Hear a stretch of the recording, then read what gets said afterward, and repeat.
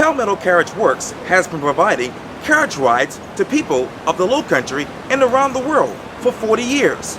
In this edition of Quintin's Close-Ups, I sit down with Tommy Doyle Jr., Tommy Doyle Sr., and Benjamin Doyle of Palmetto Carriage Works one-on-one. Be sure to download the free Quintin's Close-Ups app in your Apple or Google Play stores. Well, gentlemen, it is so good to see you. Hello, Quintin. Hey, glad to have you, Quintin. Yes, Always sir. a pleasure. I appreciate this. You know, I want to take it back to Channel 4's article that was published on Sunday, August 6th. And the headline reads this: Advocates try to put heat on carriage companies over temperature and other hot topics. Let me jump into the article. More than 50 people took to the streets in downtown Charleston Saturday to advocate for the horses. They say horse carriage tours need to go. It was a peaceful march. People didn't yell. They just walked silently, carrying signs and a thermometer. Temperatures reached high 80s, but it was humid, and with the heat index, it felt like mid-90s. Take me back to that day and tell me what sticks out in your mind when you think of that particular march.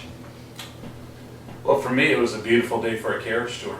The weather, just like you said, was great for this time of year. And, you know, I respect the right of people to go out and march and protest, but they're entitled to their opinion, but we're entitled to the facts. And, you know, we have happy, healthy animals here at Palmetto Carriage. Ben? And it was, you know, it really was a nice day to take a carriage ride. I saw one of the thermometers that they were carrying at the beginning of the march, and it was 79 degrees. And, you know, I think that's borderline pleasant in August in Charleston. Especially in August.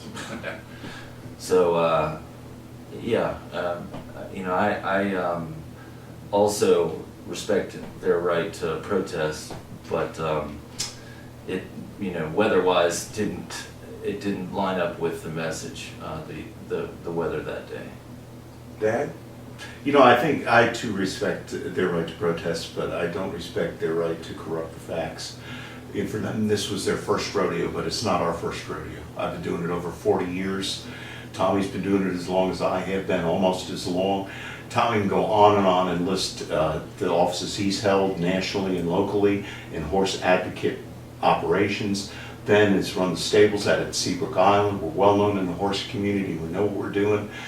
The city regulates us, and you know, I'd rather have the record speak for itself than listen to people's opinions. Speaking of opinions, let me go to the other side. Wick Slagbowl said this to Channel 4, quote, "It's important to know that the horses and mules are out there right now walking through the same conditions we're going to be walking through. That's really why we're here, to give a voice to the voiceless." What's true, what's false? Well, you know, I would rather be the voice for my animals, and I think anyone out there with pets that owns animals would prefer they be the voice. This group is inserting itself in, claiming they want to speak for the animals. And again, I rely on the veterinarians more than anything else. And if they say it's okay, you know, I feel it's okay. And you can look back at our record over 40 years, and again, it speaks for itself. This Witt fellow, he's brand new on the scene. I've never seen him either on social media or at the Animal Society or with the CCHA. I'd never heard his name, or I've never laid eyes on him until that day. I don't know what his background is. I don't know how he can formulate that opinion that day he felt like you know, he was going to be somehow sharing in some type of ill treatment by walking around the market like the horses do. You know, my dad's exactly right. I'm the voice for my animals, and my voice represents the voice of the veterinarians that tell me how to take care of my animals. And you know, every animal decision that's made when it comes to the health and to the welfare of the animal is based on 40 years of experience, a perfect record when it comes to animal welfare, and the advice of the experts, which are our veterinarians. 40 years in the business. Why do you think in your mind that they want to start a discussion about the treatment of horse carriages now in your mind? I think it starts that, you know, as society moves farther away from agriculture, people are used to seeing animals worked.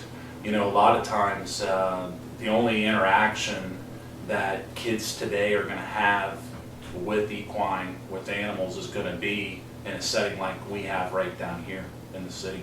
Yeah, people just aren't used to seeing it. A lot of people don't own horses, and people don't know. And it's an emotional subject that people that are against having carriages have latched onto, and they've done a pretty good job of getting their message out. Yeah, I would agree with just everything that Tommy said, and I think a good example of us going right along with what our vets tell us to do. That subcommittee came up with a lower heat ceiling of 95, lowering it from 98. It wasn't necessarily what we agreed with, but that's what the vets say to do, then we Right on did board. it, and we'll follow the rules. Get that? It's important to note too that in addition to the veterinarians that we hire to service our animals, the city hires a veterinarian Right. to add their inspection in. And during the process of negotiating for the temperature change, when it went to city council, the city vet came here of her own volition to advocate for us. So we have our vet and the city vet who both feel that this system adequately protects the animals, and we have a record that proves it does. These people just don't share our opinion, and I don't necessarily think that all of them are in there for animal welfare. I think a lot of them are in there because they see this as a way to limit carriages. There's an intense anti-tourist feeling in the city. You see it in the anti-cruise ship flags, you see it in the constant complaining about rude tourists, about traffic, and this is just one more way to get rid of something people see as a tourist attraction, the carriage tours. The one thing we absolutely have to have a carriage tour is a horse or a mule. A lot of the restaurants, go for it. No, that's good. Oh, a lot of the restaurants around here have been relatively slow this summer.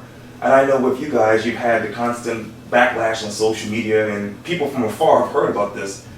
I'm wondering, how much has this affected your business, and what are you doing now to really rectify this situation?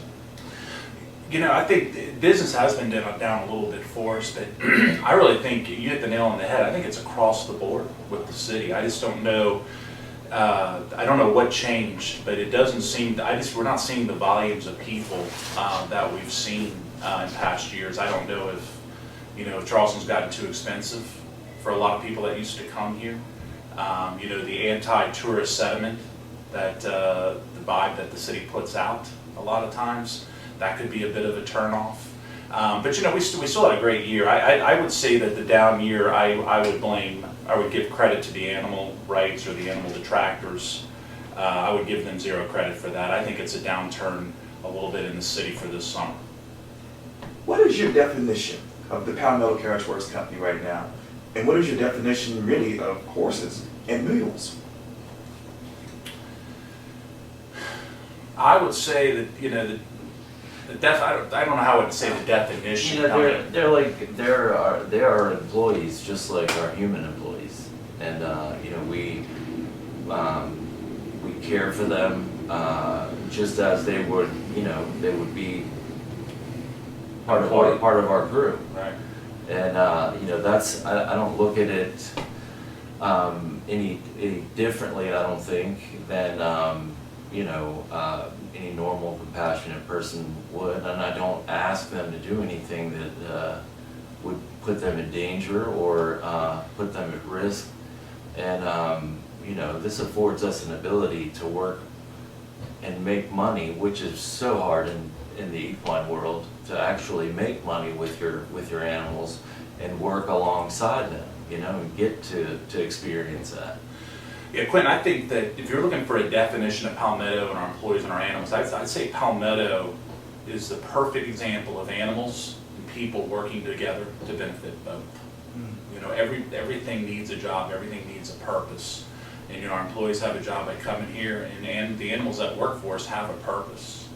And we like that it's through responsible animal ownership and equine welfare. I think Palmetto Carriage is the epitome of that.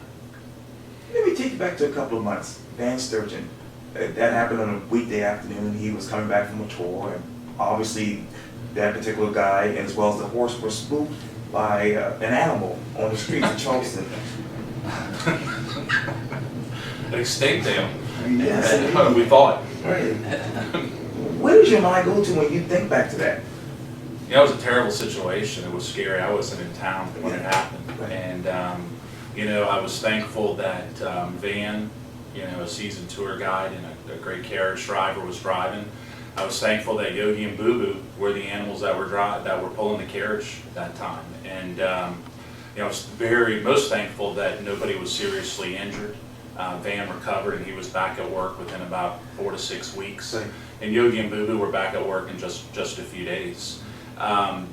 You know, what I hope comes of this is I hope that that if this person is associated with any animal rights group or any animal group, that, you know, the judge throws the book at her, because we really were very lucky that that nothing worse happened. And if this was an intentional thing, then, you know, I hope that the justice system works. You know, Quentin, we have already suffered physical assault by people associated with the Animal Society. The kind of rhetoric that they put out and the misinformation they put out pushes a lot of people over the edge and into things they normally wouldn't do. The woman that assaulted us down here, the people who yell at us in the streets, they listen to a group that is known for advocating adopting pets and running a pet shelter, not necessarily a group that's really an expert in horses. Regarding that whole incident with the dinosaurs, I lay a lot of blame of that on both of my sons for not including any kind of dinosaur training in our program.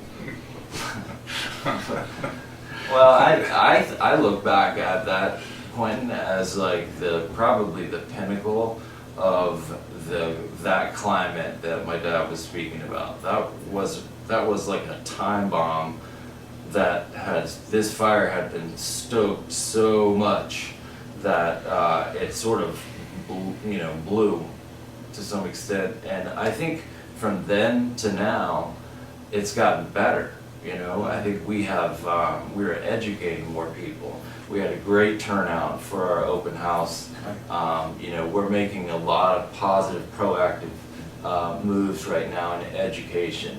And looking back, that's what I remember. I remember the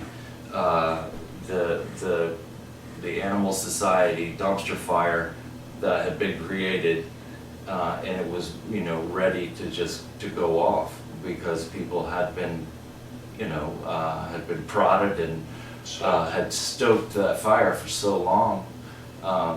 It was just a different climate, and I think we've climbed out of that to a certain extent. You know, here I am saying that, and there was a march against us just a week ago. But you know, I do feel like that's the direction it's going. Now, you know, obviously the protest did happen Saturday, but there was some good that did come out of that. Oh yeah. Oh, very much Absolutely. good, yeah. The story of the day for me was the almost $2,000 that Charleston Carriage, Palmetto Carriage, and Old South Carriage donated to animals that are truly in need. Mm. I read in the article that obviously when it comes to the Charleston Animal Society, you guys don't want to have any third-party opinion whatsoever. Well, No, you know, listen, if we're not opposed to a study. okay. You know, that would be fine, but it's going to have to, if the Charleston Animal Society wants to do a study like they're calling for a third party to look at things, they're going to need to have their own animals, they're going to have to have their own barn, they're going to have to have their own equipment, they're going to have to simulate what we do on a daily basis. They're going to have to do that on their own. Welcome to the carriage business. Yeah, as we sit here right now, what is your relationship with the Charleston Animal Society? I don't have one. Non-existent. They're non-existent. Actually, I don't even want them on our property.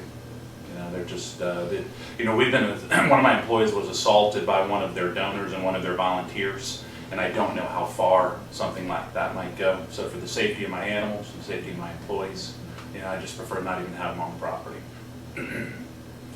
Well, Tommy Doyle Jr., Tommy Doyle Sr., and Ben Doyle, thank you so much for your time. I really appreciate this. Quentin, thanks for coming down, Great to buddy. see you. Anytime, good to see you. Thank you. Thanks for You know, Quentin, Thank too, I was thinking about one question you asked about the definition of Palmetto Carriage Works.